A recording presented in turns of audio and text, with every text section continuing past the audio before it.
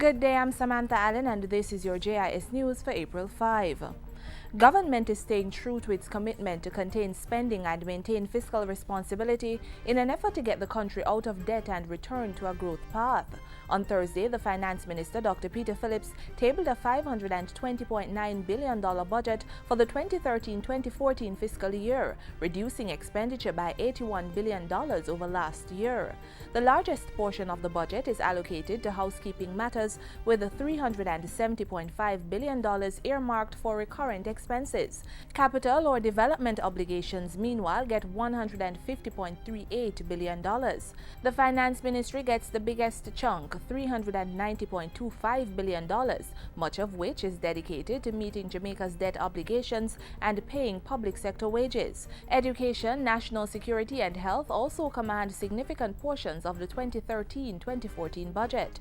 The Standing Finance Committee of Parliament will review the estimates of expenditure from April 9 to 11, and the Finance Minister will open the budget debate on April 18. Stay tuned for more details of the budgetary allocations later in Jamaica Magazine.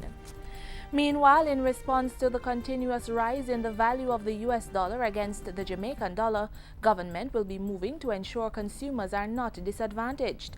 Prime Minister Portia Simpson Miller says her administration will be working with the Consumer Affairs Commission, the CAC, to ensure that any increases in the price of goods are justified. She says discussions will be held with the CAC to see how best they can keep on top of the situation. So that they can monitor prices so that the consumers will not be treated in an unreasonable way in terms of increases where it is not necessary for an increase to be.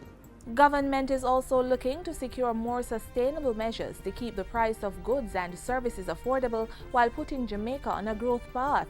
While delivering his throne speech Thursday, Governor General Sir Patrick Allen announced several measures to contain the cost of electricity and other energy outputs.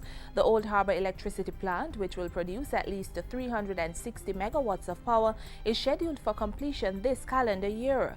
The plant will replace the existing 292 megawatt facility, which has become inefficient. Plans to generate electricity from renewable energy sources are also on the horizon.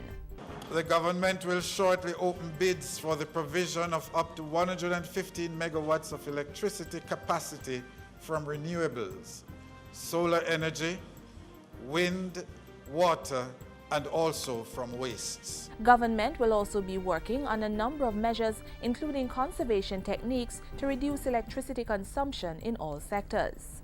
In other news, government is continuing to talk with the medical doctors as the practitioners voice their concerns about the implementation of their reclassification exercise. Doctors called in sick on Thursday, forcing the Health Ministry to implement its emergency protocol to ensure that care could still be delivered to urgent cases.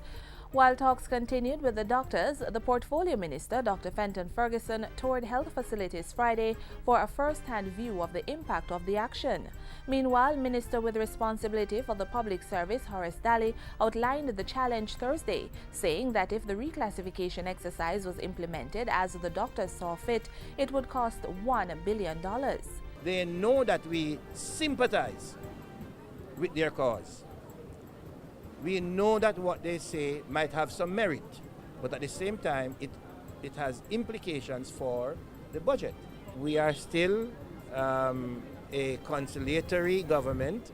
We are a government of consultation and dialogue, and we will dialogue with them. The long-standing reclassification for the health sector came into effect on April 1.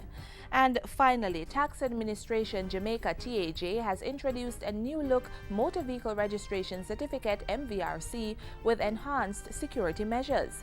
The updated MVRC, which was introduced on April 2, comes with a new numbering system that improves security tracking and identification of individual certificates.